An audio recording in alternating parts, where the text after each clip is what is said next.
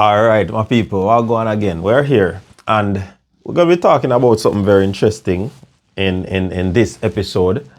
We're going to be talking about how Saudi Arabia, yes, that country, it took them 24-year GDP growth to surge to an unbelievable height.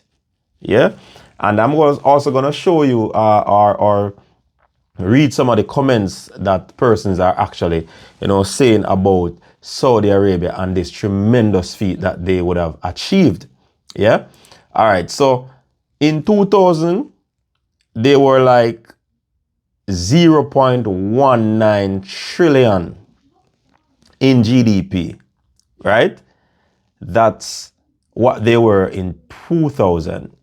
Now that surge in 24 years is, like I said, it was unbelievable, from 0.19 trillion to now 1.1 trillion.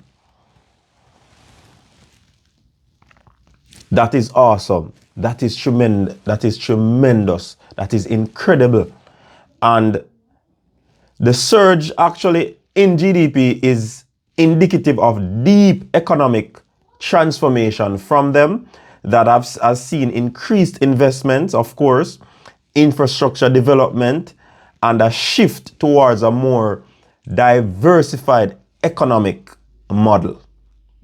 So they would have put these things in place to ensure that the GDP garnered growth. That is a big thing, very, very big. And when you look at this country, I mean, a lot of persons could say that it is because of the oil, it is because of several factors that contribute, but they put things in place. They actually put things in place, the diversified economic model. And if they put that in place, the other external factors are important, but at least they would have put a policy and a model in place. Let me tell you what some of the people in the comment they are saying. Now, somebody said that all based on oil and creating products from it that are destroying the world. Somebody is saying that, so yeah, them have good GDP, but them are create products from the oil that is actually destroying the world. Do you agree with that? Very, very interesting. Somebody said they just happen to make oil with cheapest expenses per barrel. That's all. Somebody else said oil is used in the production of cell phones, which is what you're holding in your hand right now. Somebody hit back on that comment there. Google everything around you and see the material used in producing them. All right. Some person said it. This other person indicated that Saudi Arabia is the new hotspot. So that probably is another cause of the booming GDP. Somebody else said takes the same amount of time to fill a pothole in the UK. Yo, the man hit out on the UK. That's usually what happens when you have slavery. Rapture is coming sooner than you think. The king is coming soon. Jesus is king. That is a serious comment. Reason equal promoting tourism and making infrastructure. Interesting. Somebody said oil. Somebody said obviously. Now, the jealousy in the comments. Saudi Arabia will continue thriving while y'all stay crying and shouting. Thought there was going to be more of a progression here. Oil rich Saudi Arabia, okay, not unbelievable. Somebody has said it is not unbelievable. Why you put unbelievable when they are oil rich? Now, lies the money was already there. The difference is they're using a westernized economical system to show that wealth is real life in real life terms, thus having access to better international support and credit. Somebody has said In 2024, 54% of Saudi Arabia GDP is from non-oil activities. So somebody has said, listen, 54% of that is from non-oil activity. Don't stop with them. And this is another long-wind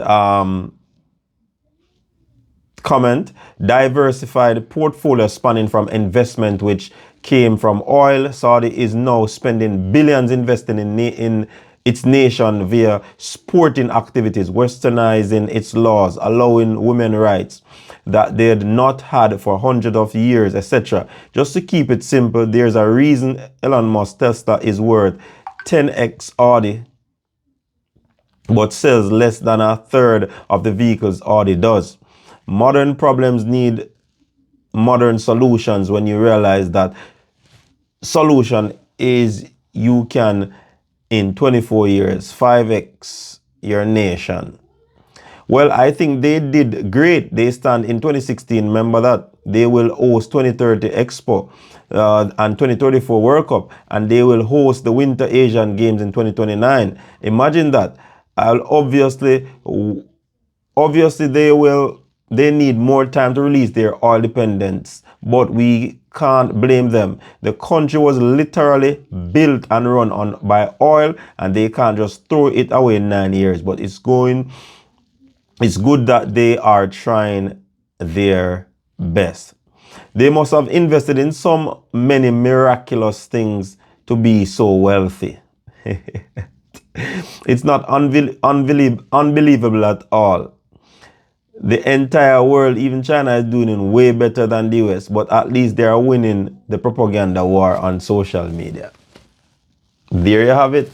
So people come out swinging, people sharing their views on this whole thing. They are saying that, no, this is not unbelievable, because they would have already have these infrastructure in place to ensure that they actually get this thing out there. Yeah, and they're kind of tweaking their laws a little bit, you know, giving some more leniency on certain things that they held strong to. Yeah, they are westernized some of the situations that they have in their country. So that could be a contributing factor to the growth. But like it, love it, it is still a growth pattern from 2000 to 2024. Massive leap. You still can't go around that. Growth is growth. How they do it, they highlighted it. If you agree with it, yes or no, it is still growth. You see what I say? So that is just my point on the thing. And you see, when policies are put in place and are followed to the T, things like these can happen.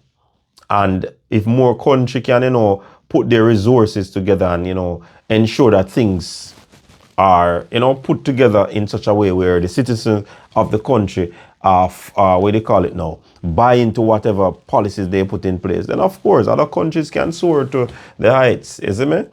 But that's all for now. Until next time, I'm over and out.